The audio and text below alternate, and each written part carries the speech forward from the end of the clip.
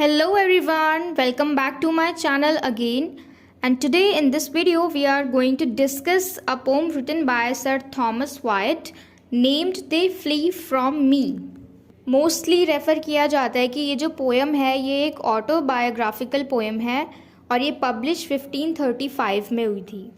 इस पोएम में मेनली हमारे जो पोइट हैं उन्होंने उस फीलिंग को एक्सप्रेस किया है जब हमारा किसी के साथ रिलेशन होता है और उस रिलेशन के अंदर जो हमारी सीरियस फीलिंग्स होती हैं उस सामने वाले पर्सन के लिए जो हमारे साथ रिलेशन में होता है, जो भी हमारी फीलिंग्स होती हैं और फिर जब हमारा ये रिलेशनशिप एंड हो जाता है, ख़त्म हो जाता है, तो उसके बाद जो हमें रिग्रेट होता है, उसके बाद जो हम इतना दुखी रहने लग जाते हैं और जो भी हम पछताते हैं, वही सारी फीलिंग्स को इस पोएम के थ्रू सर थॉमस वाइट ने एक्सप्रेस किया है।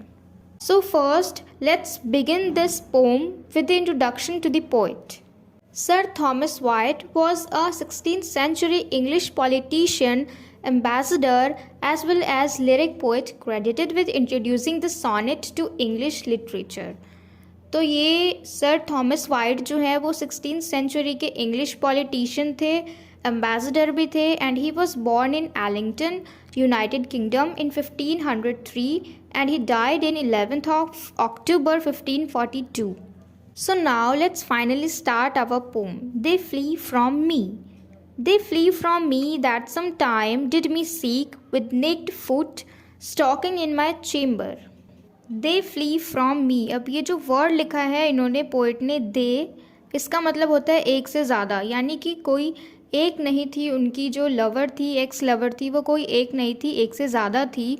तो उन्होंने किसी एक को मेंशन ना करते हुए उन्होंने सीधा दे का यूज़ कर दिया क्योंकि उनकी एक्स लवर्स एक से ज़्यादा थी। तो इसलिए वो बोलते हैं कि वो सारे मुझसे दूर भागते हैं जो कभी नेक्ड फूट यानी नंगे पैर मेरे चेम्बर में चल के आते थे मुझसे मिलने के लिए, और अब वो मुझसे दूर भागते हैं।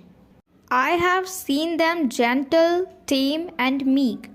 अब यहाँ पे पोइट कहते हैं कि मैंने अपनी एक्स लवर्स को बहुत ही ज़्यादा जेंटल समझा, बहुत नरम दिल का समझा।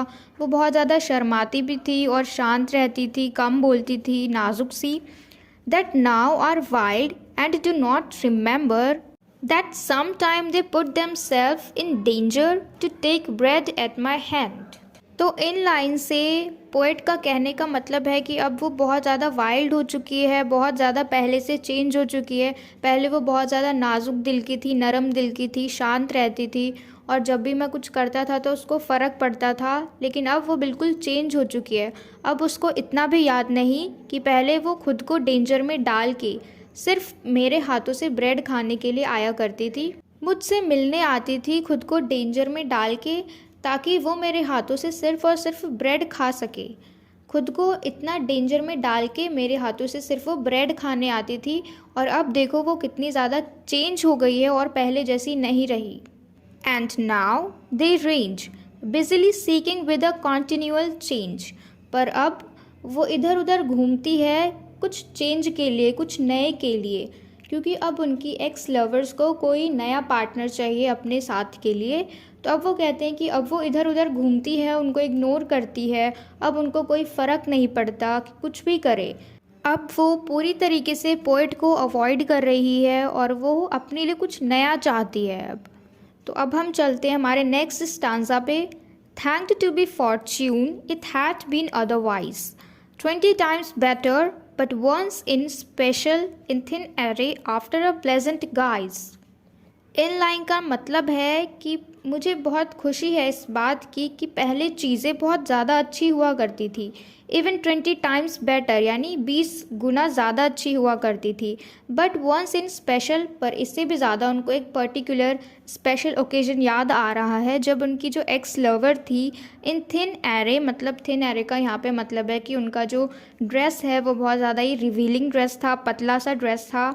आफ्टर अ प्लेजेंट गाइज यानी कि उनकी जो एक एक्स लवर थी वो किसी फंक्शन को ज्वाइन करने के बाद उनसे मिलने आई थी उस ड्रेस को पहन के।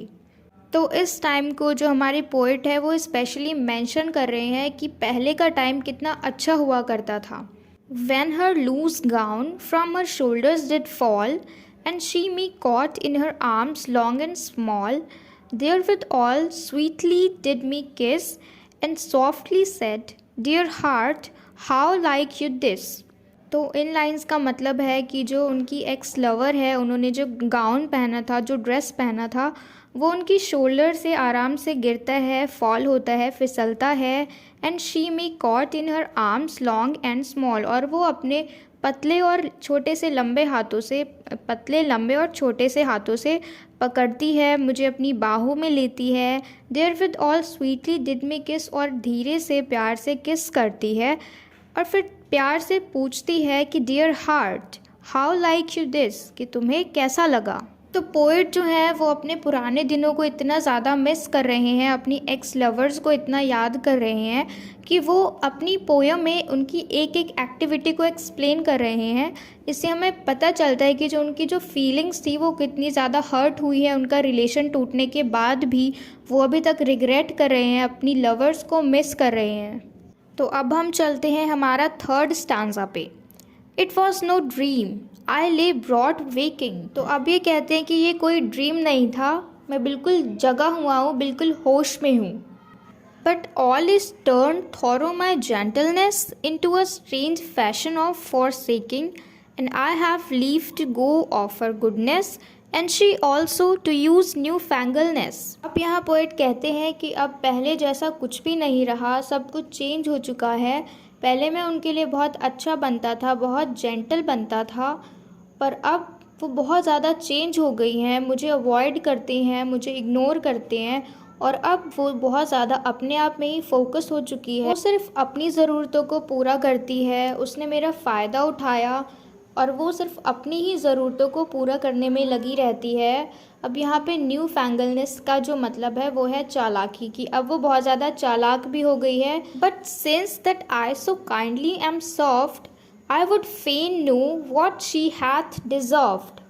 इन लास्ट की दो लाइंस का मतलब है कि पोएट कहते हैं कि क्योंकि कभी भी उनकी जो एक्स लवर थी, उन्होंने कभी इनको गलत ट्रीट नहीं किया और ना ही इन्होंने अपनी एक्स लवर को गलत ट्रीट किया। पहले की बात, जब पहले थे, जब ये दोनों रिलेशन में, तो कहीं ना कहीं इन दोनों की दिल में फीलिंग्स थी। लेकिन अब अचानक से जो उनकी एक्स लवर है वो चेंज हो गई हैं, तो अब इनको ये पता नहीं चल रहा है कि अब ये किस तरीके से बिहेव करे, क्या सोचे उनके बारे में। ये बहुत ज़्यादा कंफ्यूज है कि क्योंकि पहले तो सब कुछ ठीक था, अब अचानक से सब कुछ चेंज हो गया है, तो ये बहुत कंफ्यूज हैं कि अभी अपनी एक्स लवर के बारे में क्या सोचें।